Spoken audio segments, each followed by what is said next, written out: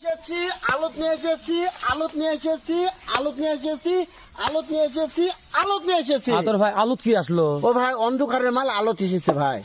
খামারে ঢুকালে আর খামার উজাল হয়ে যাবে ভাই, খামারে ঢুকালে উজাল হয়ে যাবে ইনশাআল্লাহ। তোর ভাই তাহলে প্রত্যেকটা অন্ধকারের মাল। অন্ধকারের মাল আপনি আলুত নিয়ে আসলেন, আমি আলোত নিয়ে আসলাম। মানে এ যাবত আলুত ছিল না, না না অন্ধকারে ছিল। রাতি বাগরা দেখলাম আতর হ্যাঁ ভাই। রাতি বাগরা, তাহলে এটা উজালাত আসলো অবশ্যই ঝোলে তো আতর ভাই। ইনশাআল্লাহ।